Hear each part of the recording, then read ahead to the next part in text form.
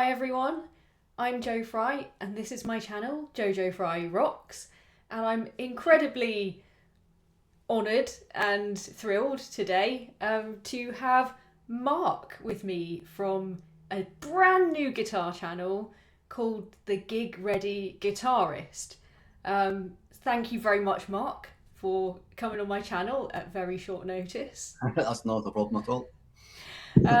Mark reached out to me because he's just started a brand new guitar channel, and I thought, this is absolutely awesome. It's not every day that you come across new startup channels, especially in the guitar community. So I really want to help and encourage and support, and I'm sure all of you will as well. And yeah, just would love to find out a little bit more about Mark and what he's been doing and where he's going with his channel. So, Mark, you are a guitar teacher, is that correct? That is correct. Yep. So I've always played guitar. I've been playing. I'm 43 now, and I've been playing since I was 14. Oh, So cool. So very, yeah, me too. Very similar. 44, playing since I was 13. So sounds like we've sort of grown up at the same time. It'll be interesting to see like how you got into playing and what your influences were. I wonder if they're similar to mine. uh, all my family play. My dad was a guitar player. Oh, Uh, cool. my big brother plays acoustic singer songwriter stuff. So it was just kind of natural that you kind of just fall into the habits that are kicking around the house. Um, And so, what were your family, or what was your dad kind of into in terms of music and he guitar and was stuff? he was heavily into the jazz classical side of things, Ah, and right. Okay. So yeah. Oh, right. That's very different then from me. Like, never been into any of that. So, oh, starting off jazz and classical is pretty. That's up there, isn't it? that's what he was. He was. You could hear him practicing through the wall in bed at night. Cool. But my big brother, he got heavily into the blues side of things, Right. and I think it was Dire Straits that I first heard that I really that's what made me go. Oh, Mark Knopfler. Yeah. Um, so I got into that really early, really quickly, and then that just kind of gravitated towards the bluesy side of things, and then getting slightly heavier into the 80s hair Hmm. metal stuff like Bon Jovi, Guns N' Roses, Aerosmith, Hey. all that. now, now we're talking. When Van Halen and Extreme and Oh yeah. stuff like that came out, Cool. I got heavily into that side of things. Yeah, right. Like that all I think was actually kind of unavoidable in a sense because in the 80s and 90s that was like really huge. Like all of that stuff was still massive. Like you say, Bon Jovi, like Def Leppard for me was a really huge influence. And that was all still like really mainstream and popular. And all That's the heavy right. metal as well, like Iron Maiden, all that stuff as And the well. guitars were such a focal point in those bands. They were such a main. Uh, it was like the riff solo, Yeah, the high vocals. Like no one sings like that anymore, and it I was just a know, right? It's such a dominating. shame. It's so upsetting. Like that was what music almost was, wasn't it? The more guitar there was, the more I was interested in it. And I think as you kind of grow and kind of get a bit more mature, you realise that like slowing down and playing a bit more tastefully is actually not a bad thing in general. But I Yeah, think you see, I think I'm only just starting to get to that point now. I need to. But I think when you're young, though, I think it's good to really just when you've got the time, especially in your younger days, to just sit and do 6 hours a day and work on technique because you can't really do that as an adult. So if you're just cramming as much tapping in as you as you can, as much sweep picking in as you can, it's best just to do that when you're young, when you can do it, and do all the woodshedding back then, and then hopefully as you grow and mature, your toolbox of techniques and taste kind of matures with you. For me, I feel like what I missed out on was really a lot of the theory. So, like, I never bothered going too far into theory. I don't read music. I only read tab. I could probably learn to read music, but like we say, who's got time now? And that whole kind of putting together like all the scales and modes and like mapping out the fretboard, and I feel like not having done that really has like held me back as a player. I think that's kind of one thing that I think if you're just learning at the beginning, I think you need some way of visualizing or mapping out the fretboard. Yeah, no, I completely agree with that, and I think it's the same with if you're learning songs and you're strumming chords and playing bar chords and stuff, you're filling up that toolbox so that when you come to write your own songs, you know what a G and an A is because you've already learned them through other people's material. And it's the same with scales and theory and stuff. You learn the Sweet Child of Mine solo, or you learn the Get the Funk Out tapping part, and then because you've learned that, you've already worked on the techniques by learning other people's stuff, or you learn how to tap by learning eruption, and then you label what those arpeggios are. And then you can use them later on in your own stuff. Yeah. It's the same kind of thing, just on a more microscopic, detailed level. I think this is what's called fragmented learning, which is something I've picked up from something that Steve Cassidy said. I don't know if you watch Steve's channel. I've saw the name. I'll need to check him out. Yeah, definitely. He's really, really awesome guitar teacher, a bit like yourself. But yeah, a lot of people will do this kind of fragmented learning thing where they've got bits and pieces, but not the underlying stuff that glues it together. Yeah, I think that's where I like having a teacher or someone to kind of point in a different direction at a young age is good. Because I see a lot of young kids that they know a lot of riffs or they know parts and pieces of solos, and the idea of playing scales bores them. Like, they don't like that. The sitting. Yeah. The idea of sitting with a metronome or something is like quite unappealing. Oh my god. Yeah, trying to play along with a metronome. I've really struggled with that. I found that really, it's boring. Really challenging. It is boring. It is. No one wants to do it, which is completely understandable. It is a boring thing. It is just repetition, and it's not. I don't think it's a good use of a lot of time. I would much rather take solos that people have played and then dissect them and say, well, there's your pentatonic scale there. That's the scale that you already. That note there is coming from that major scale there, and then they piece it together that way, so that the stuff that they already know, they're just relabeling. They go, right, I know that major scale actually already. That right, I can see where it's coming from on the fretboard.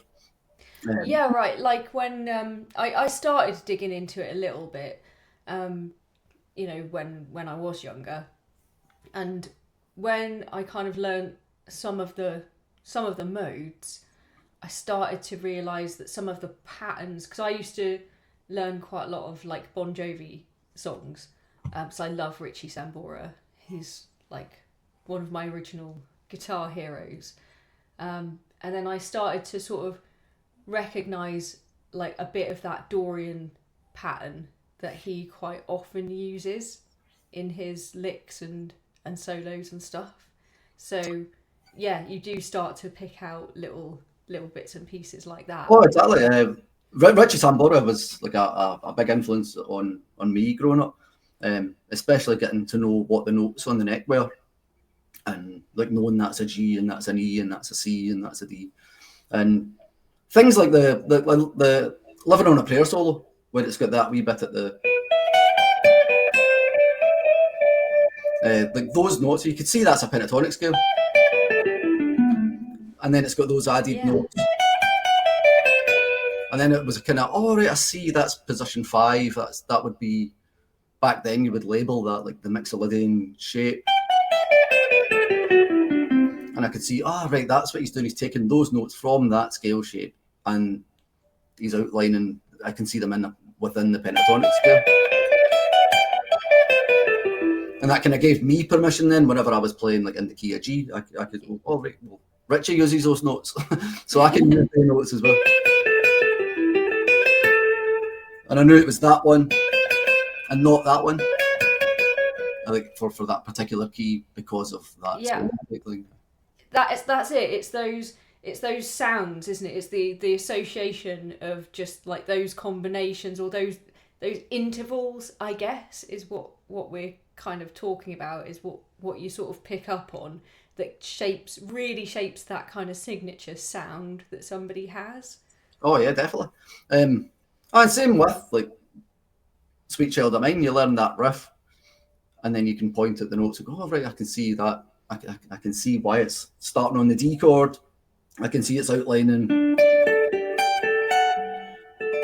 It's outlining that D shape of the cage. Right. And I never saw that until just recently when I started looking into the whole caged thing. Like I'd never heard of that before. That's a really new thing to me. But so I didn't realise that the sort of open chord shapes that we know, that you start off with when you learn, that those are totally movable, and that you just use your first finger as like a bar and you can move those shapes up and down the fretboard. I never realised that. I never knew that. That was a kind of eye-opener one as well for me, because I learned, like basically I memorised stuff and I didn't really have a coherent or decent way, a sensible way of like looking at the fretboard until I went to music college. Obviously, if you went to music college, you must have been thinking you wanted some kind of career in the music industry in some way. Pretty much. I was never interested in high school and anything else. I could draw and paint, and it was either kind of music or art, and I took the music route just because it was so much more fun at the time. And it was such a kind of vibrant music scene in that kind of late 90s. Mm-hmm. And it was pre-internet days where you had to buy a lot of magazines and buy a lot of books and play with a lot of people. And absolutely. Like Total Guitar magazine, I used to buy every month, but used to read, all the other music magazines like Kerrang and Metal Hammer and all those things, and that because that was all you had. You didn't have access to infinite knowledge via a computer. It wasn't. We had do you remember what it was called? Encarta or something, where you had the CD discs. It was like an encyclopedia. Yeah. On your PC and look things up. That was like the, your only kind of real reference point. So yeah, we had to either figure things out ourselves, read it in a magazine, or like you say, be in a band with your mates and try to kind of work things out that way. I think the band stuff and playing live is something like everyone should do and as early an age as possible. Like really applying the stuff that you're learning. It's really important to not just to sort of build your confidence, because it's sort of good to do that anyway. But you see what works and what doesn't work. Because I saw your video on the cage system, and when you were talking about this kind of G shape. So hard. But you would never play that like in a live context. There's no way you would change to that B chord. No. You just wouldn't. That's horrible. So you would need to find ways of like restructuring that chord. So I just take that kind of rock sign and then stick that there. Just take these two notes out of that G shape. Oh right. And then is that still a G? Well, it's the G shape. Yeah. I'm taking these out and I'm just using the top end of that. All right. and that works. Oh, okay. So, yeah. I would use that as a reference point to go from, like, there's a B chord there, and then I just kind of move the first finger here and then put the pinky up there,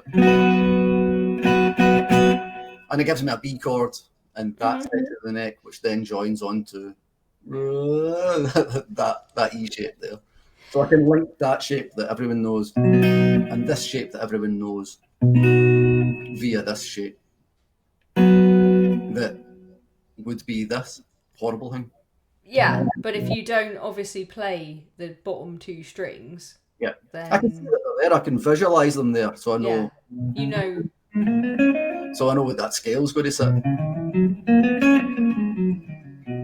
So I can join the two chords together via that scale shape. But I'm not going to play that. That looks that's horrible, especially with a strap when you're standing up and your guitar's a bit low.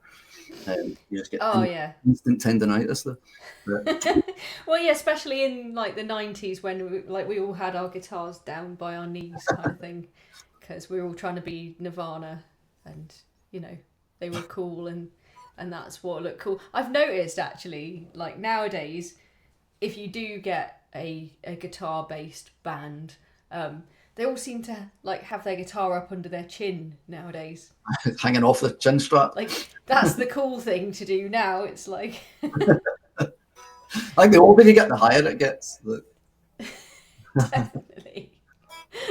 But I think I must have sort of conditioned myself to find it more comfortable having it lower down, just because I think that was when I first started learning when I was younger. That was just how I used to do it. So to me, it would feel really unnatural and uncomfortable having it in that proper like kind of Beatles playing position. Yeah. Just I watched a really early, back when I was like 14 or something, I bought a Billy Sheehan bass VHS.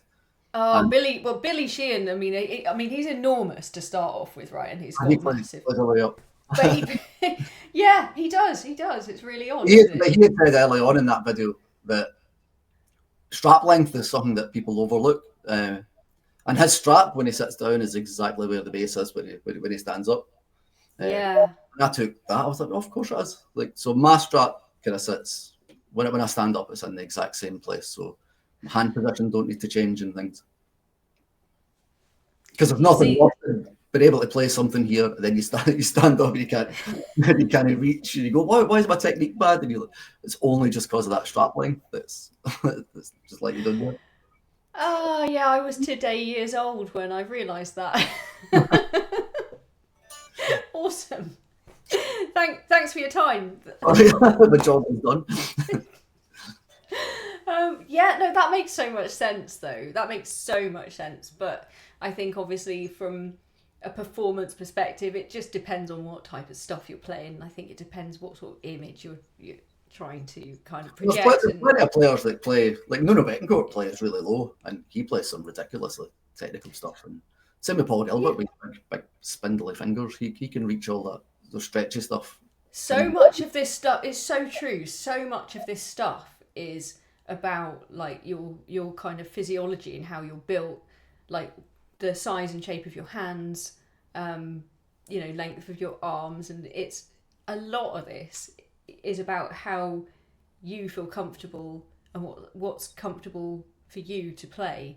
And it's only since I've like had this channel that I've even realised stuff like fretboard radius, like, you know, different people with different sort of shaped or length of fingers or various different issues they might have with their hands, arthritis and stuff like that, that actually, you know, for some people fretboard radius is even, you know, pretty important. Yeah, definitely. Yeah.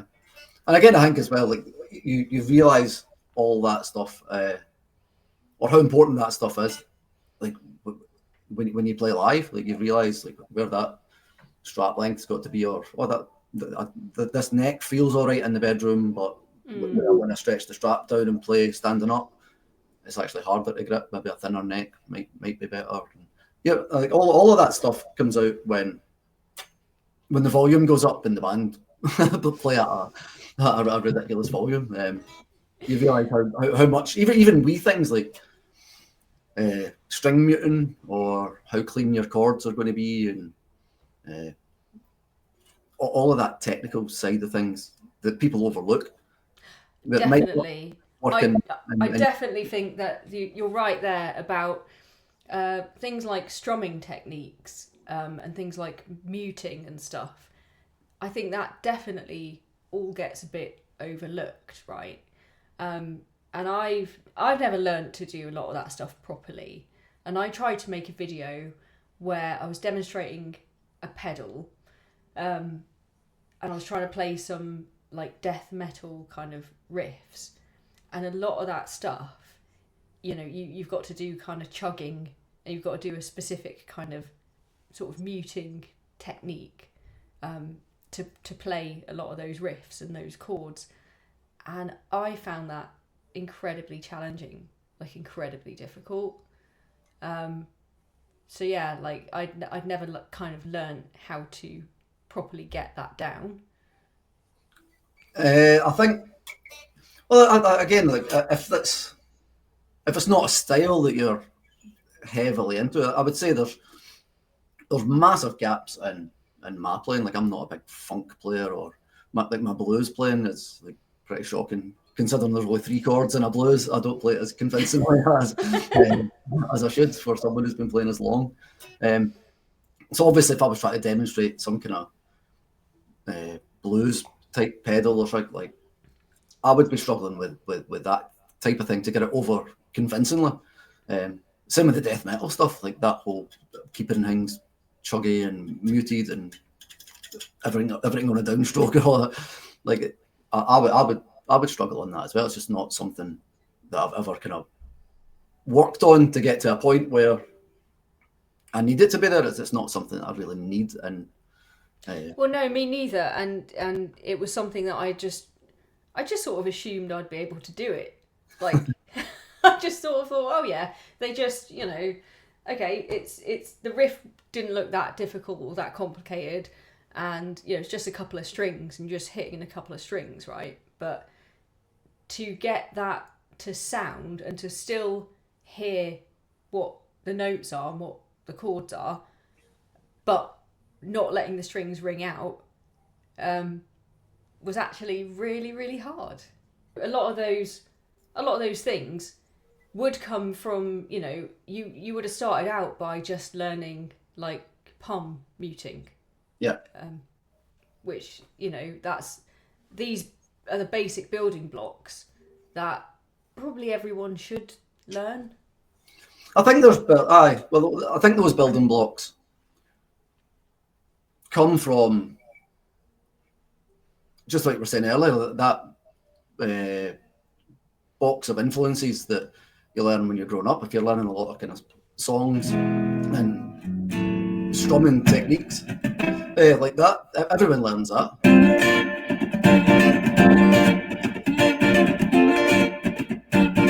And before you know it, there's a lot of muting involved in, like the left hand muting in there, that straight 16th note constantly going and accenting, and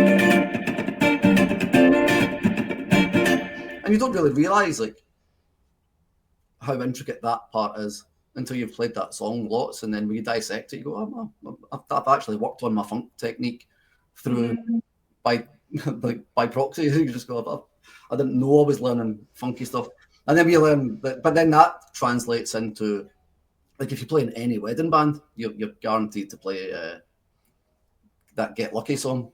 And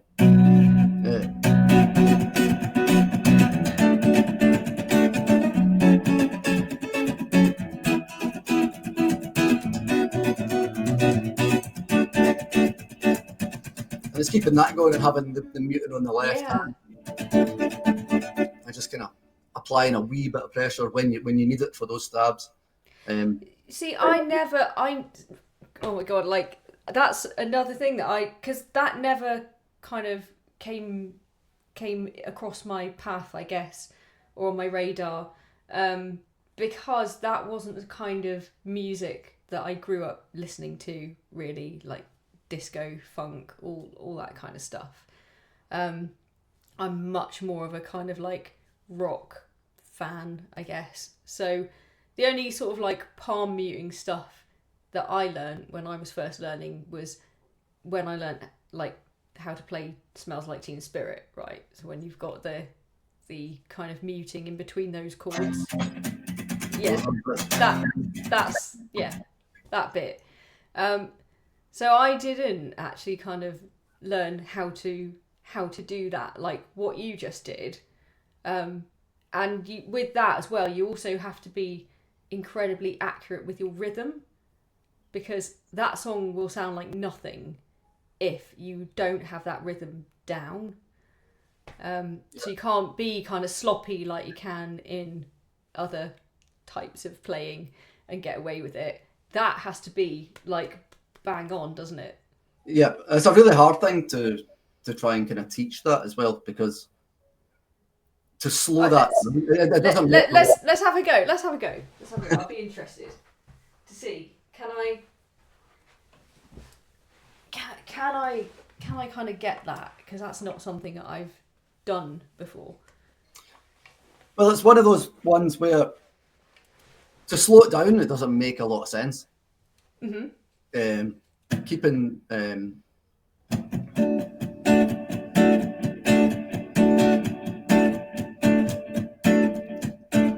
there's too much space between the notes for it to feel like a groove. So I think you have to internalize that rhythm and think. So what chord are you on there? B minor. Okay. B minor, sorry. Yeah. And I've just got that muted like straight across. So I've got the shape on. Yeah. I'm not squeezing anything.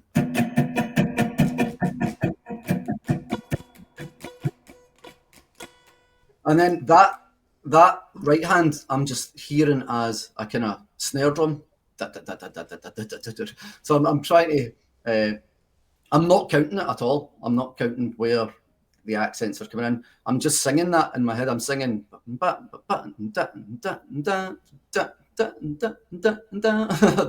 singing that kind of gibberish in my head. So that.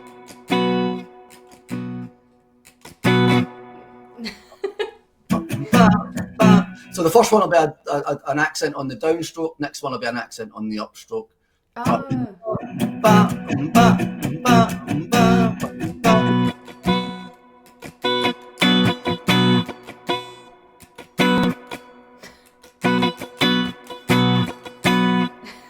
I'll be on the downstroke. Up, down, up, down, up, down, up, down, up. That. Down, up, down, up, down, up, down, up, down, up.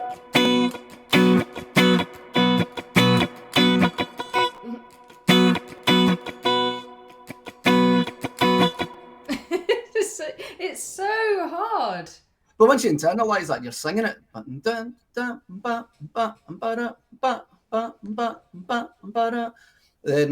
you don't need to worry about where your hands are going. And again, it doesn't make sense when it's kind of slowed like that.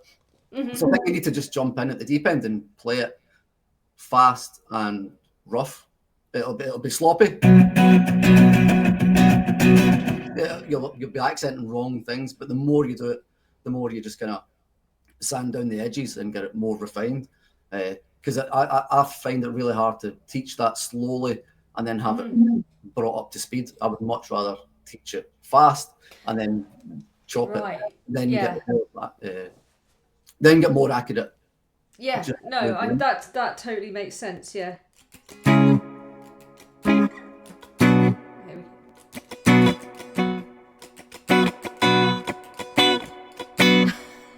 God no.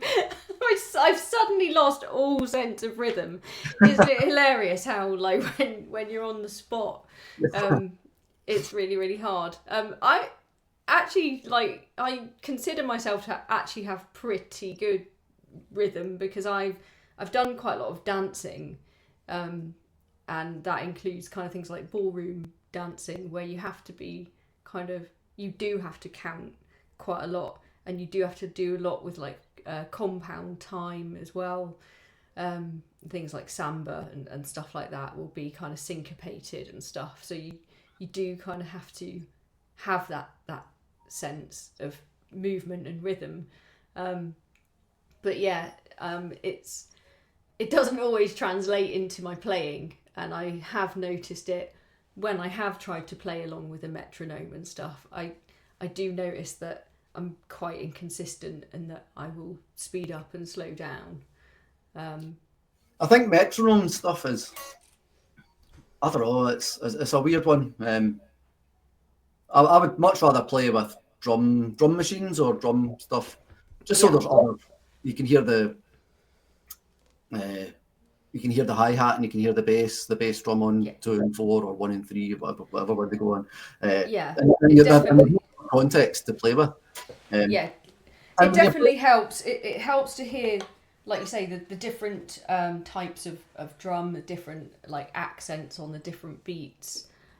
Helps you know where you are in the song as well. Oh, definitely. And playing along with songs, like the majority of songs are recorded with a click track anyway. So if you're playing along with stuff and you're aware of where your chords are going and things, you're going to be in time, unless you're making really drastic, really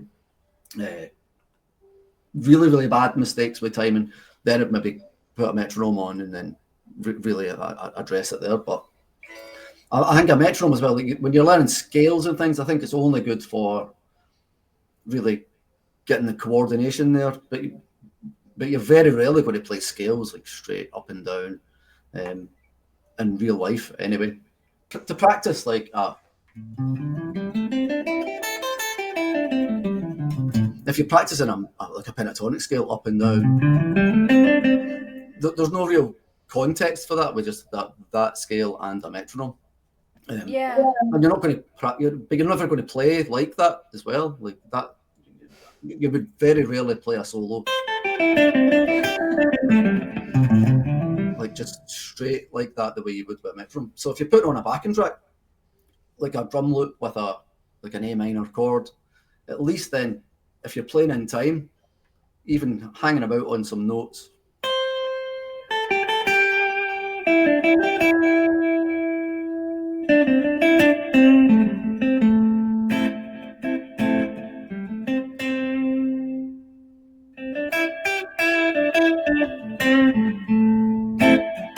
so I'm not playing strictly 8th notes or 16th notes, but I'm playing in time with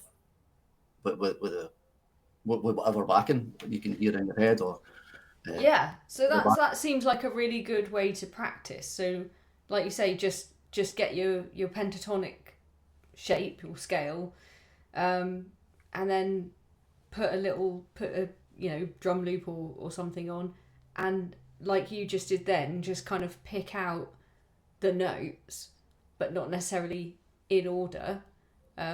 Just kind of play around, play a few different notes, then skip. But that's the way you would play. Yeah. Like in a live scenario, if you're in a jam session or something and someone says take a solo, you're very rarely going to play. You're not going to play the whole scale. You're going to take scale fragments.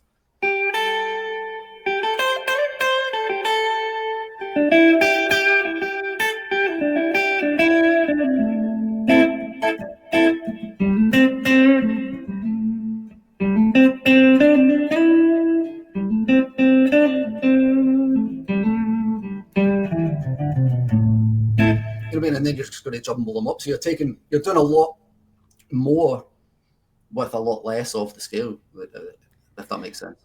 It totally does. It totally does. So like just like in the shape of the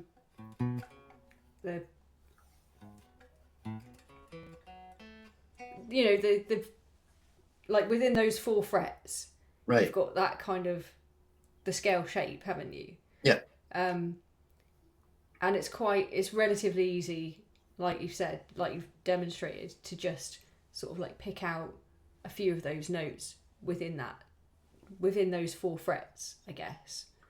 But then I find it difficult to know, like, do you just do the same thing but a bit higher up? The way I you... that is for just beginning, I wouldn't even think about the differences between major and minor pentatonics, because they're both exactly the same. Mm-hmm. So I wouldn't treat majors any differently from minors, and I would know. I would try and map the scales directly to the chords underneath. So if I see that that minor shape, yeah, you can see the pentatonic scale just fits right around that shape. So you can see it's right in there. That chord shape is in that. But that's only one A minor, so there's one minor chord and one minor pentatonic fits right there. If I take, and that's built from that E string root there.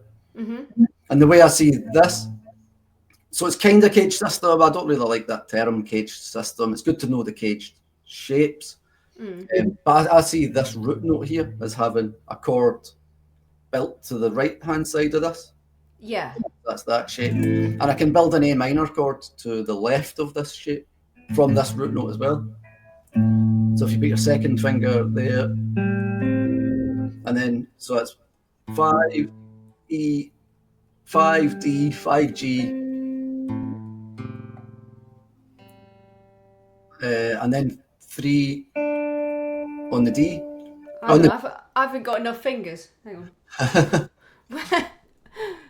So you've got. So that's the second finger on the 5th fret E string. Yeah. Yeah. Third finger, 5th fret D string. Pinky on the 5th fret G string. No. G string. G. Next string up, G string. Yeah. Oh yeah. And then first finger on the 3rd fret of the B string. Third fret B. Next string. Like that. I can't see your first finger. I think it's on the B string. Yep. On the B, yeah. That one on the B, yeah. Yeah.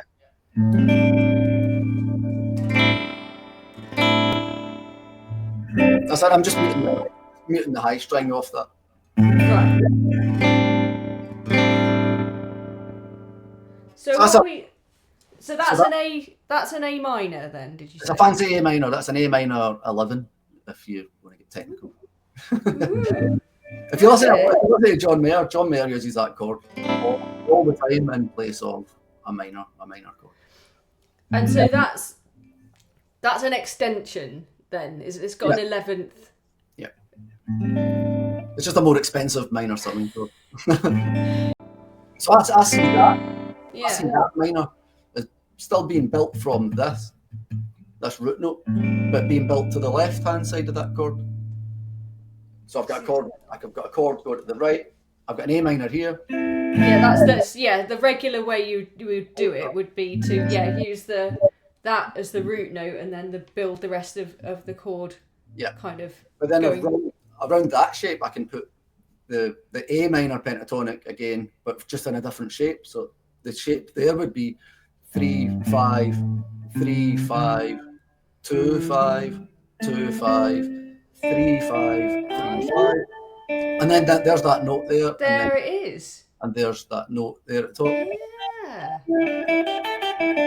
That's cool. And that chord. So wherever I see that chord, I put that shape in. So if someone says there's a C minor, I can go to C. I can build that chord shape to the left. There's that new shape of C minor pentatonic. Yes. And then I can build to the right and then get your normal. And then if you see them both at the same time. Yeah.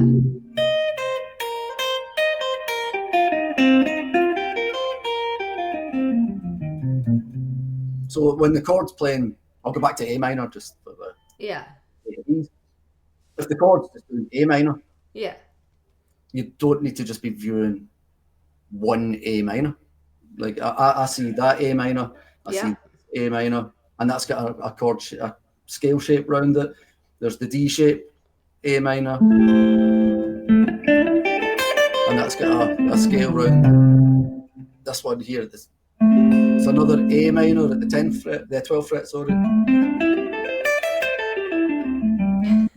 And then you've got that one that everyone knows at the 12th fret. Yes, yeah. And you can see that note there's in the chord.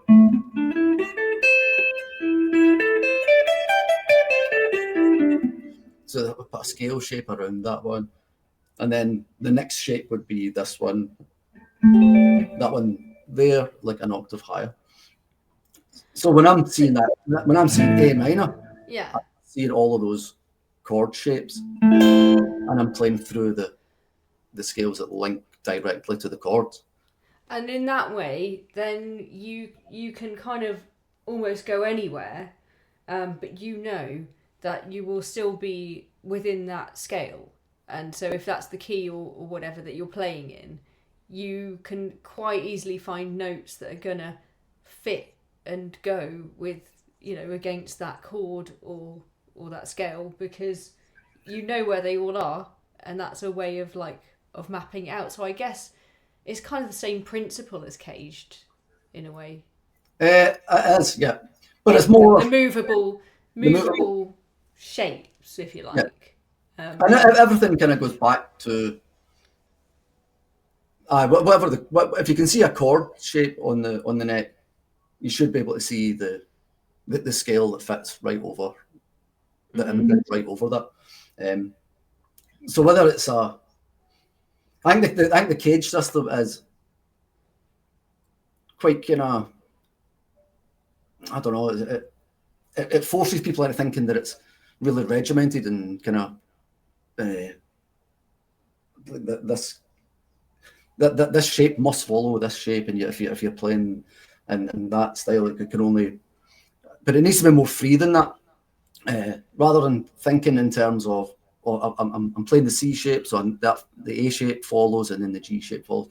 Like I try to think about it as, I use those shapes, but I try and see them just built off of different root notes on a string, so that if and the shapes tell you what sorry, the root note on the string tells you what shape to use. So if I play that's a G note there on the D string. Yeah. So I don't need to think too much and work back through the system to know D string, D shape. Like so the shape is dictated from the string you're on, which works to an extent because you don't have a C string. Yeah. Yeah. I was just thinking. I was just getting to that point in my mind. I was just thinking, yeah, that works for E. That works for A. So the only thing you would need to kind of make an exception for is just the B string. If the root note's on the B string, which it would be a C string if it was tuned properly. If the root note's on the B string, then it'd be a C shape. So there's an F, and I can just put that F shape right there.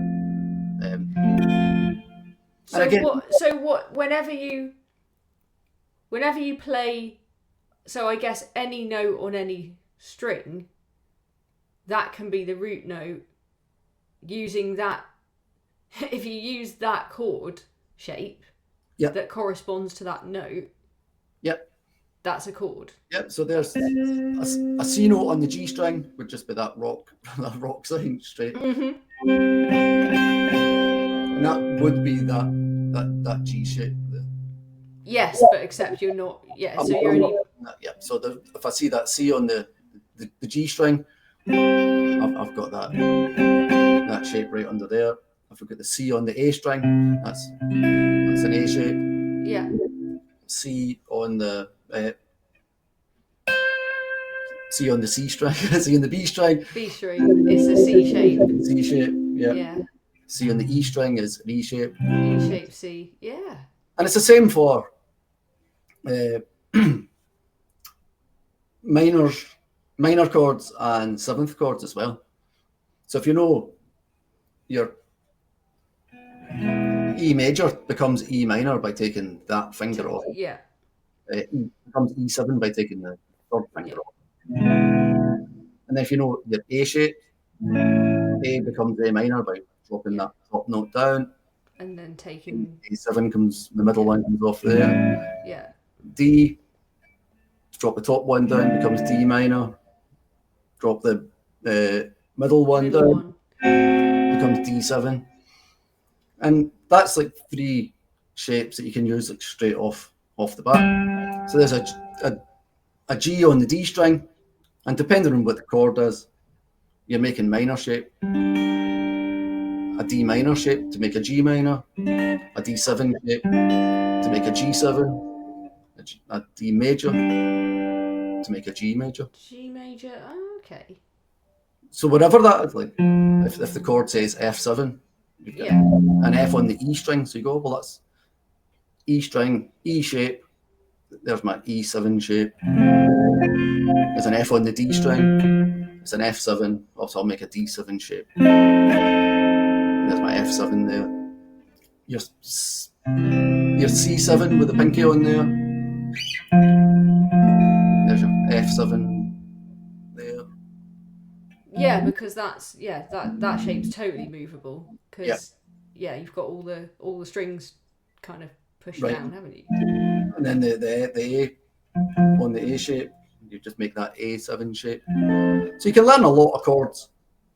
That's just using three strings, the E string, the A string, and the D string. And then you've got all your major chords, minor chords, and seventh chords. And so they're all, so it's not just those major chord shapes, open chord shapes, which are kind of movable.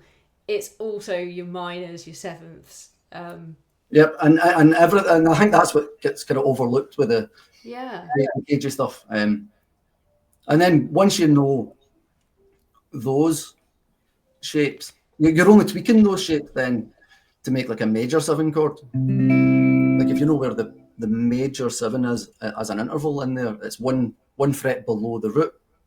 So if you've got that C shape there, that note there in the middle is your C note. Mm-hmm. So if you drop that one down a fret, because you flatten the 7. Yeah, then you get a major 7 chord.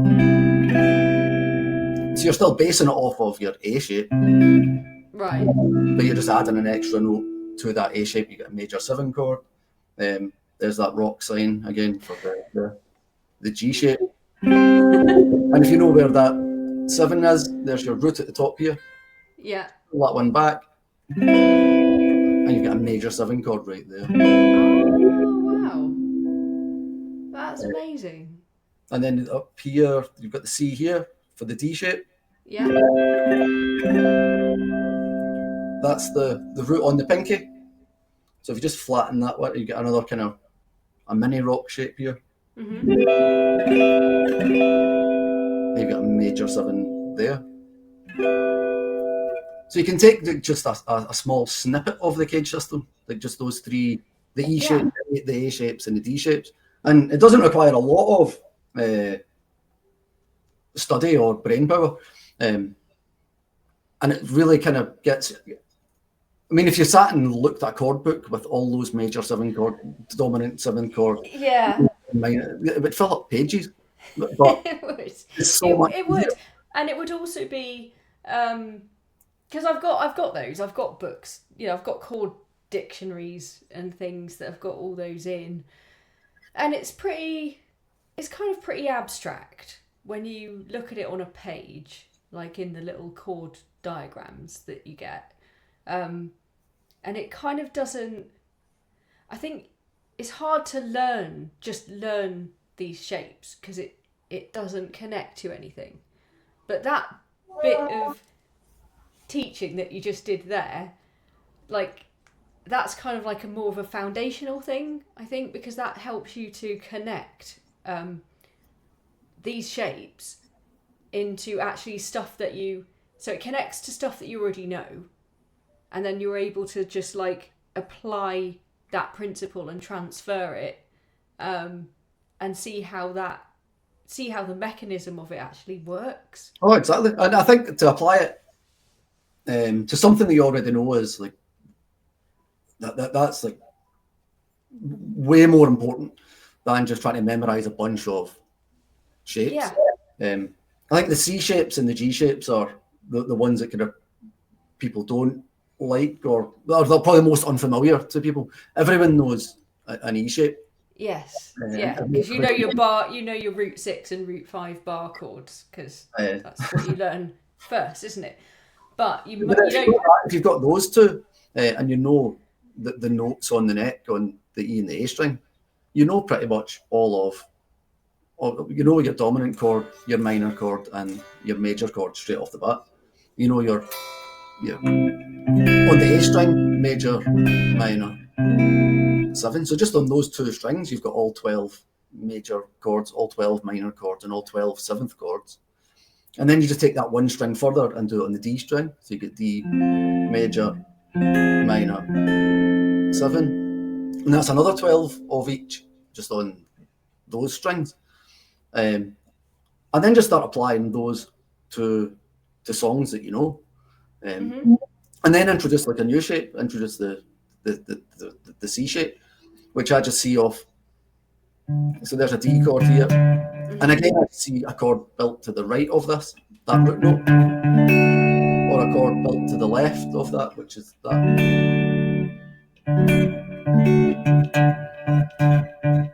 So I've got one going there and one going there. And then mixing those.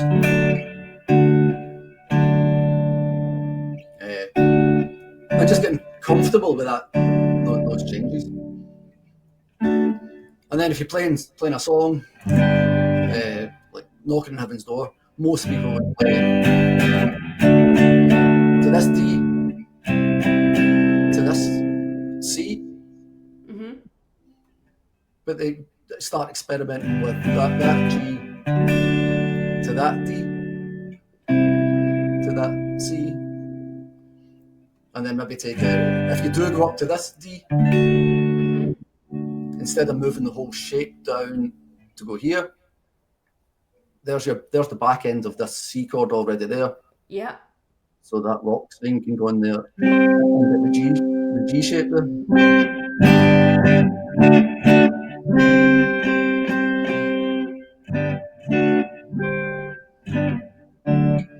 And so how would you decide what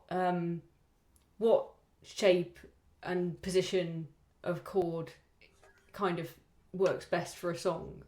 So what is the kind of influencing factor in some of those decisions? Because I know that obviously a lot of the time, especially if you're on electric guitar and you're playing chords, you don't want to sound out, you don't want to let all the strings ring out, because some of them are not, you're not playing an acoustic guitar, so you don't kind of necessarily want all those overtones and stuff.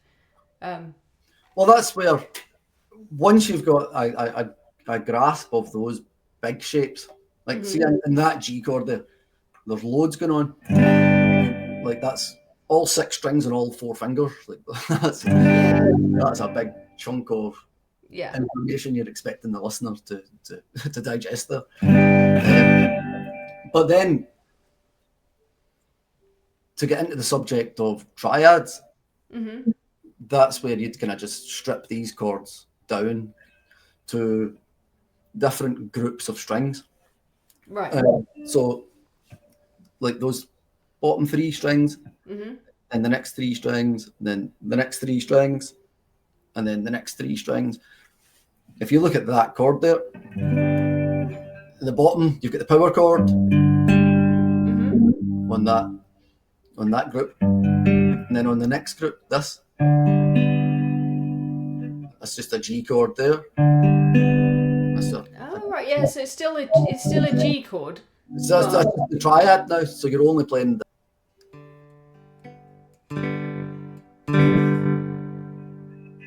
And that's still a G chord. That's just the G on the next 3 strings. And the next 3 strings under that would be these 3.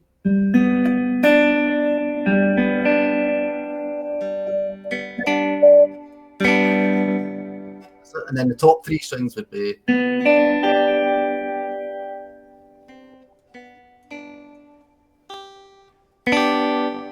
Yep.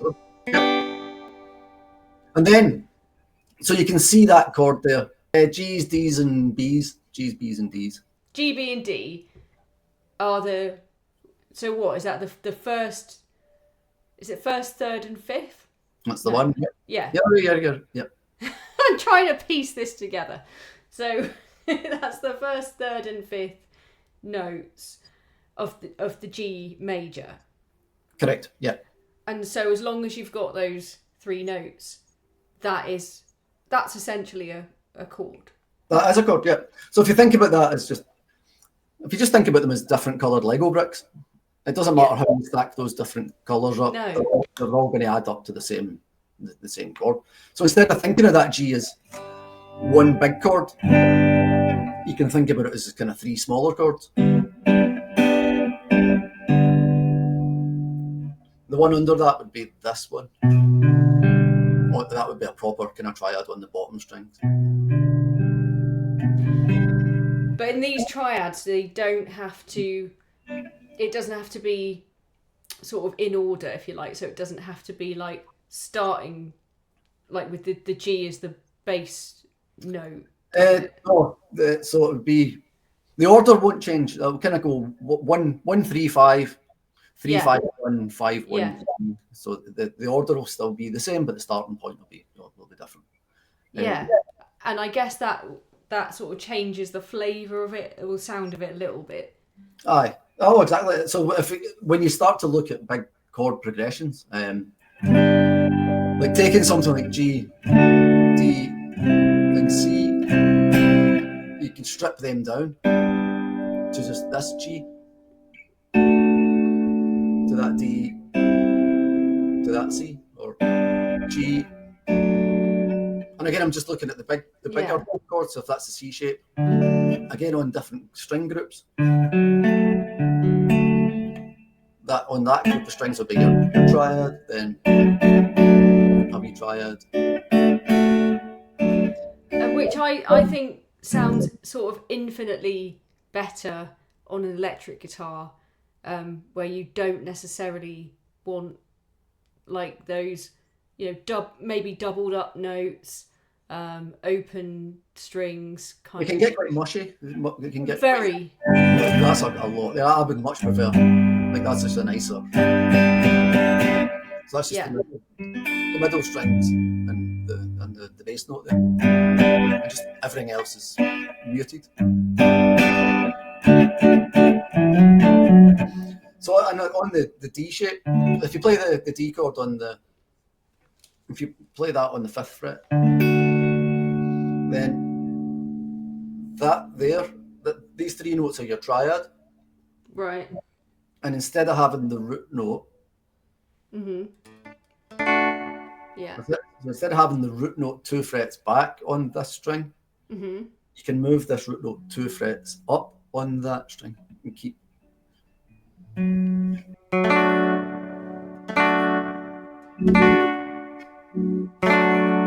So that's still another D. Yeah, that's you put the 3rd on as the bass. So this has got the root on the bass here. Yeah. Root, and then this is 3. That would be the wee arpeggio. Yeah. So just make this the bass note. And you get a slightly kind of sweeter sound. And using so you'll have heard that movement. Yes. And I'm just sliding into that from a fret, 2 frets below. And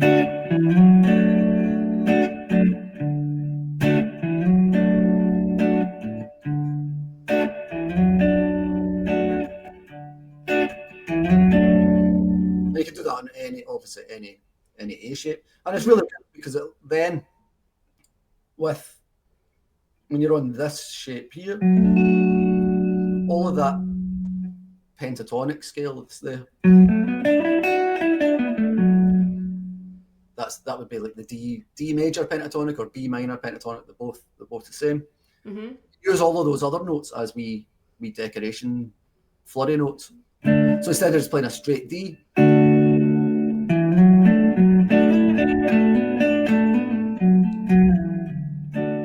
can just mess about on those pentatonics. Yeah, and all you've done is kind of go a little bit, either side of the main kind of triad, I guess, of that D. So you're just viewing this as like the kind of Yeah. central point. You can either have the root note back here, or you can have the root note on this side of it.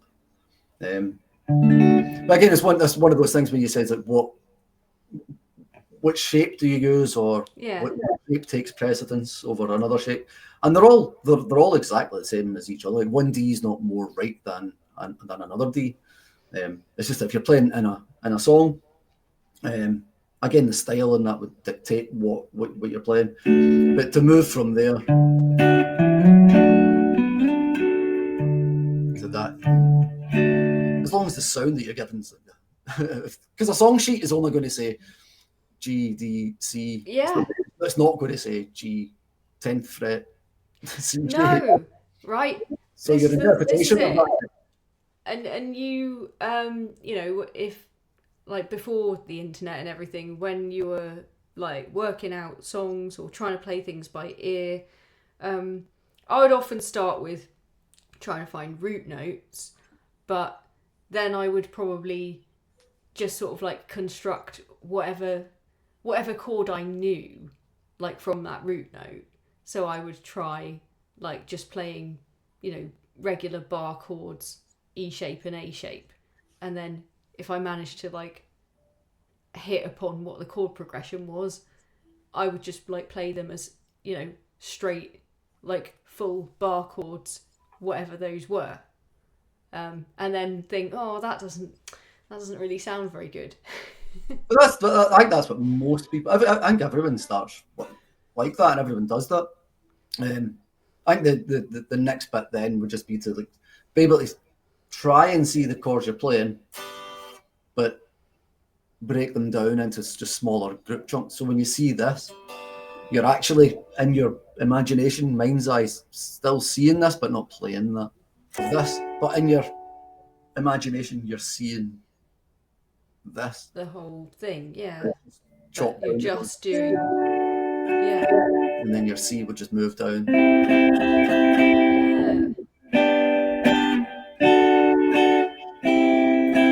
And then move on to a different group of strings. And then a different group of strings.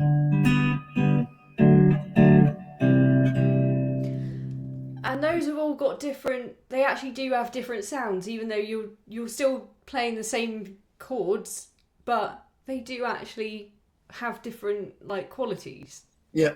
And I think as well, it's really good. It's really useful for if you're playing a band with two people, or if you're writing songs, instead of just layering up a big bar chord. Yeah. It's good to have like guitars of different sounds and different effects, and one maybe playing there, and then another one with a different sound coming out of a different speaker playing. So you're layering up the G chord. I think that's a really, really good point, actually, because I play in a kind of duo with another person who plays guitar. So we're always looking for different like ways to kind of break up or like segment sort of guitar parts so that we're not both playing the same thing.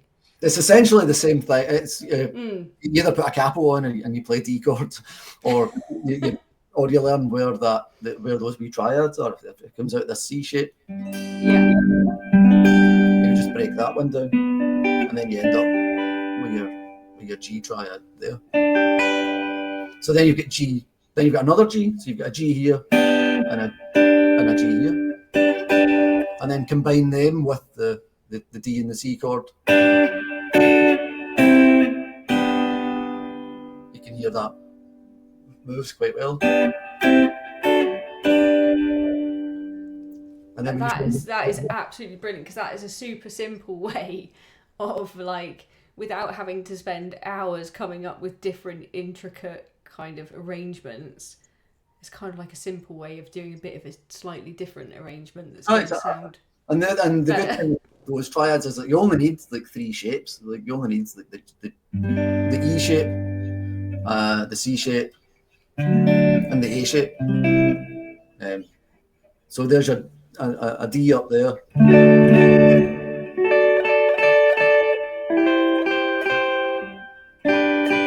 That's the D shape, the A shape, E shape. So the triads will only come from those 3 shapes, like the E shape, the C shape, or the A shape. Oh, so triads even easier than caged. Yep. Even better.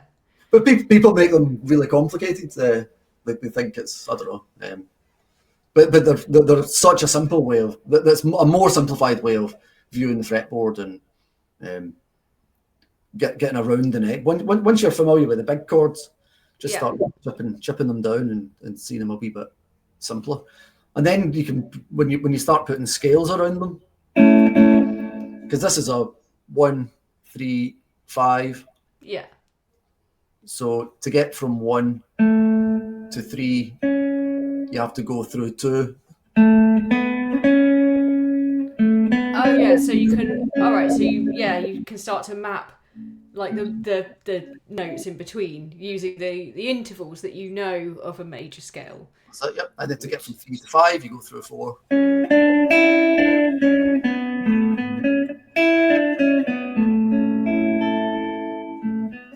So you're not dealing with big. The whole thing, you're just breaking it down into a wee tiny scale now that fits. The little, the 1, 3, and 5, and mapping. All right, where's the 2? Where's the 4? Yeah, exactly. And then so that makes it kind of easier and smaller, kind of bite-sized chunks rather than having a big. Yeah. So and you'll find that those big scales, when you break them down,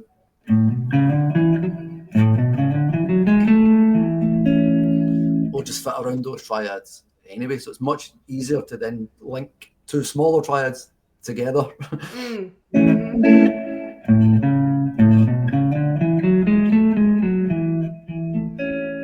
linking that one to this one.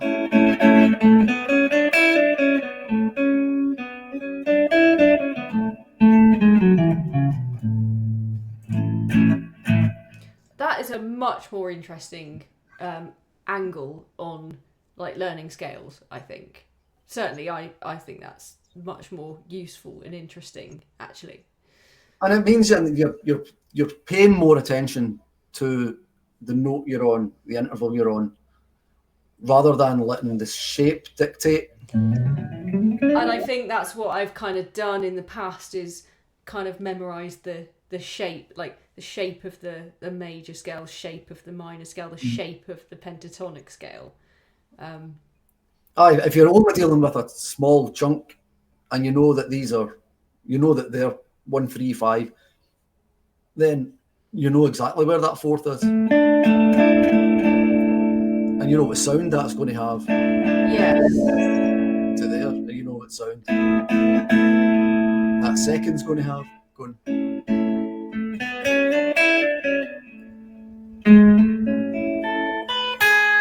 So you know where the major 7 is, you can add that in there again. And then when you're noodling or playing solos, those notes that are in that triad have like more authority than the other notes. They are the good notes that you land on and you target. Yeah. Yeah, they tend to be the ones that sort of start and finish a phrase or something, and it just feels natural because it's what your ear is expecting. Well, all the other ones create some kind of like tension that want to go back to those notes anyway. So that 2nd one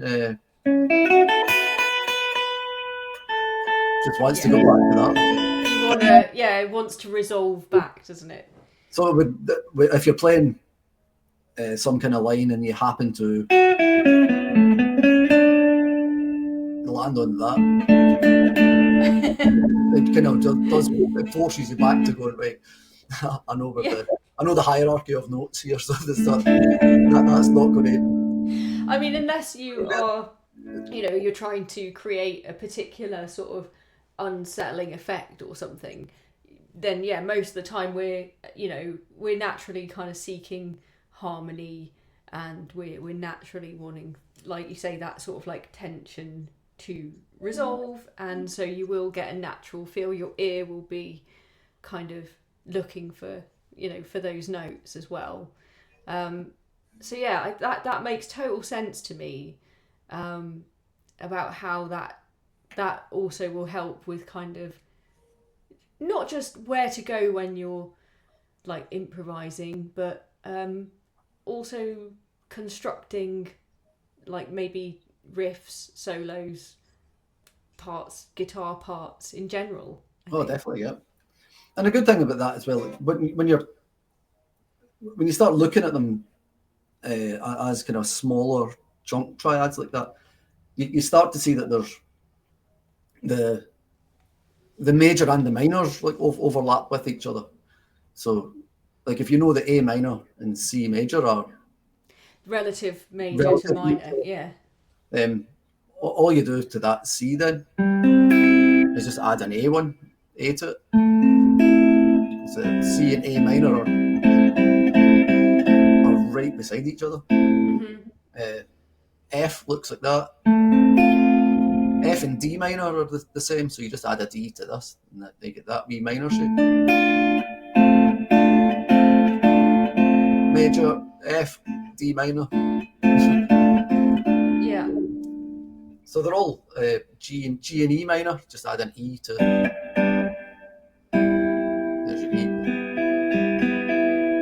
So they're all kind of all the majors and the minors are right stuck really close to each other. If you can see them with the knowledge that you've already got, then it just opens up so many more doors. Like say for like writing, coming up with riffs, expanding on songs that you already know. Breaking parts up between band members, having someone play this triad and someone play another triad somewhere else. It's like I say, it sounds more. It's a lot more cohesive and a lot nicer to listen to a band playing smaller things that are layered, rather than taking big chords and having one person do this and the other person play that chord. That can sound really mushy between. It can. There's loads and loads of different ways of looking at it, especially when you're writing like original music or because you can really take other chords and just put them over the top of a chord that's already happening. So like if you look at that G major 7 chord there, like that there, that's a B minor. If you take a B minor chord and make G the root, you get a G major.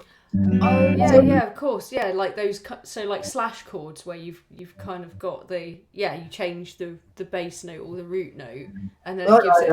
That's a completely different triad on top of a G chord. Then. So if someone's playing a G chord, another person can play a B minor chord, and then we add those things together, you get a G major 7 chord. So you'll have different sounds if you're playing a G chord. Someone's playing a G chord, someone plays a C chord. You'll have that suspended kind of sound. Or you can play a G chord, someone else can play an E minor chord. So there you get that kind of 6 sound. Oh yeah. There's a G in the root and then an E minor on the top. Gives you a nice kind of G6 sound. So you can experiment with that by taking there's a G and a B minor. If you take an A minor, there's G and A minor.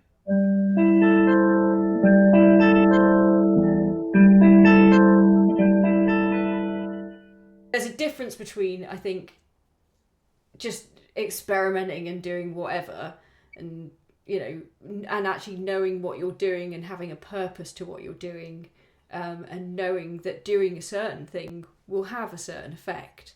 And it's that knowledge that sort of, I think, gives you the creative freedom to actually kind of have an intent and purpose behind, what it is that you're trying to achieve. But that's where like the experimentation for that, and that's why I would say like playing with a backing track or something with an A minor and a drum loop, to go back to what we talked about earlier.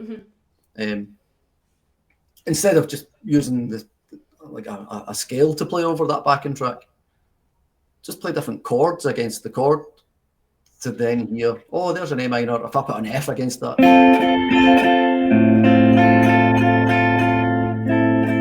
like what's that do to that A minor? Use the backing track as, I'll put a G against that A minor, and I'll solo with G arpeggios just to hear the sound. Or I'll put a D minor on. I mean, so you can experiment. You don't just need to have a backing track to play lead stuff to practice. You can hear other harmony against the harmony to go, oh, I like that sound. So if I'm ever playing in a band and that chord happens there in that song, I can add this extra bit. I can add this other chord because I've experimented with that over my backing tracks in the house. If I know an F works over a C chord, that means I can play any 4 chord over a 1 chord in any situation. Right, and also for if you're jamming, so that's a really good tip and really useful tip. Is like, 'cause sometimes I feel a little bit like if someone's playing chords, you feel like you should be playing, like trying to come up with like a lick or a bit of a solo, or at least an arpeggio or something like over the top of it, right? But like, I always feel quite pressurized in that situation, whereas actually just try playing some slightly different chords, maybe a triad, maybe somewhere else on the neck, maybe like you say, a 4 chord against a 1 chord or something, and see what sound that actually creates. And that's not an approach that I've actually really taken before, so that's interesting and something that I think will sort of help as well, to try and just kind of see how harmonies work, I guess. That's it. And again, as well, if you're playing over just a chord, just taking clumps of getting really theoretical here, just clumps of notes from the scale and just put them over. So if you know that, if you've got a pentatonic scale, taking a note from there, taking that one and taking this one, like that'll be a chord, but it'll work against a C. You can take, there's a bunch of notes from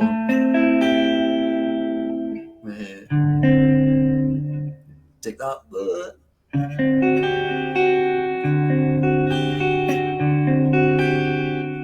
that'll work over a G.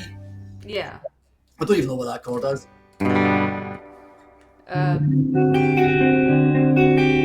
But all the notes are from the G scale, so if I've got a G chord, it'll sound fine. Because you've got all those notes are all in that scale, aren't they? So you can really experiment with taking a scale and then just go, I'll take that note, that note, that note, that note, and then just see what it sounds like. Because again, like all the notes that are in the other chords, if you're in the key of G, all the notes in A minor, B minor, C, D, they're all going to work against the G. Like you say, they'll just have the relative, they'll just have different sounds reacting against that. So if you take the scale and then just dissect it and say, I'll take this, this, this, and this, you're doing exactly the same thing as putting another chord over a chord. See, like, guitar's just such a scam, isn't it, really? At the end of the day, you can do whatever. You can do whatever. And it's fine. No, it's not at all. And the reason why it works when you do it, like we said before, is because like but you know all these things, so you know that if you take those notes from that shape, that makes a chord. You can play it against this other chord, and this is the this is kind of broadly the effect that you're going to get. So it's it's having that knowledge, isn't it? And I think like I've probably, I mean, my brain's absolutely fried now. I don't know about you, but but that has actually, just spending a little bit of time talking about it with you as a teacher has really helped me to, I think, latch on to a lot more of this conceptually, which I think is going to be super helpful for me. So thank you very, very much for thank you very much for all of that. And yeah, I'm gonna just put my guitar down a second, and just before you go, because I know you're busy and you've got a lot more stuff to get done today. I'll be teaching in 20 minutes. Yeah. Yes. So I just wanted to have just a quick chat about your channel. And I see that you've started uploading stuff, because this is brand new. Looks like you've only been doing it for the last couple of weeks. It's been around. It has been about 3 or 4 weeks now.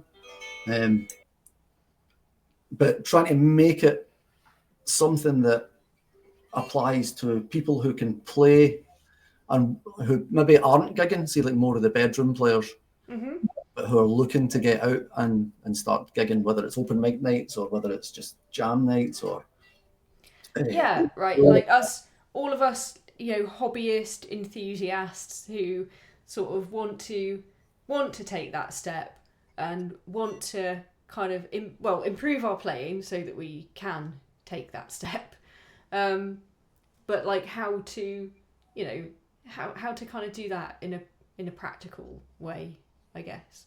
That's it. Yeah. So I've put together like some lesson packages and stuff on.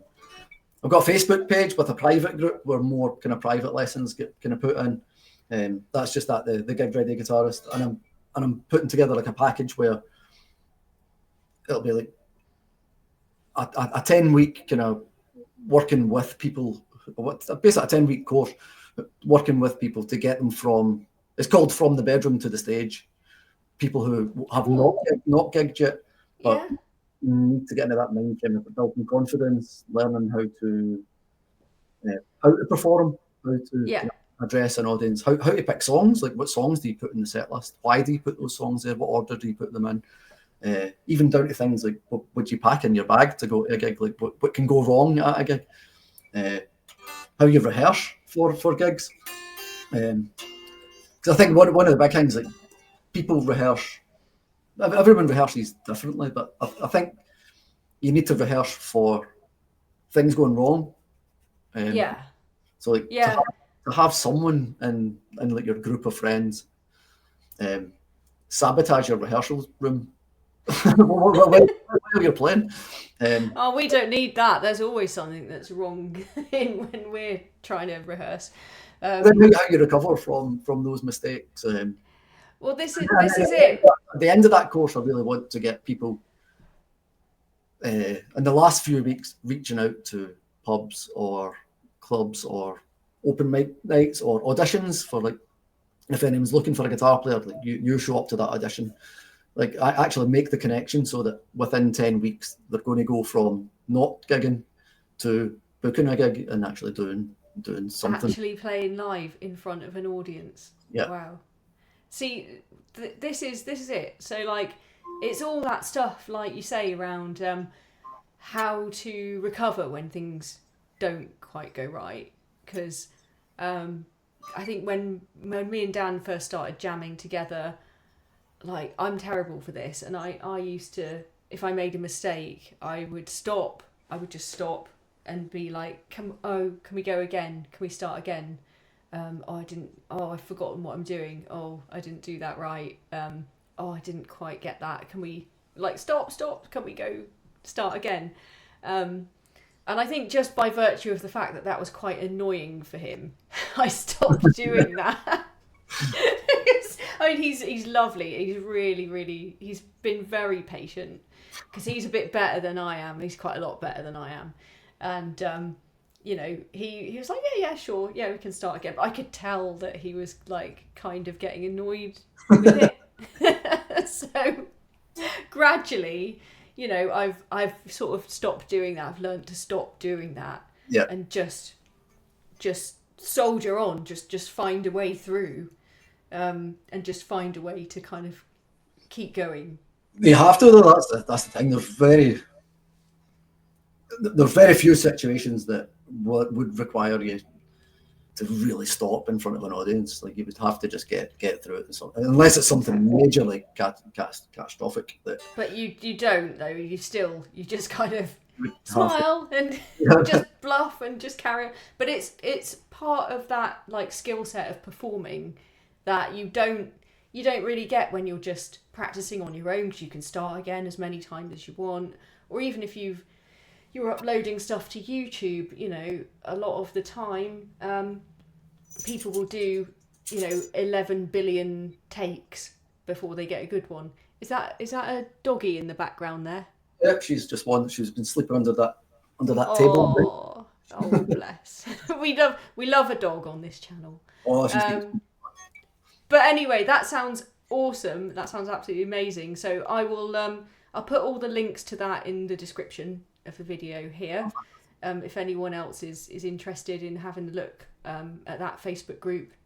But go and check out Mark's channel, the Gig Ready Guitarist, and hopefully it will take you only 10 weeks as opposed to the year and a bit that it has taken me.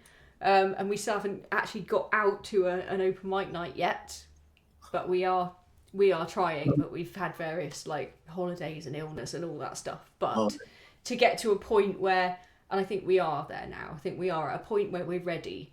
But hopefully, with Mark's help, it will only take you a fraction of the time. So that's brilliant. Thanks ever so much, Mark. It's been so nice to meet you.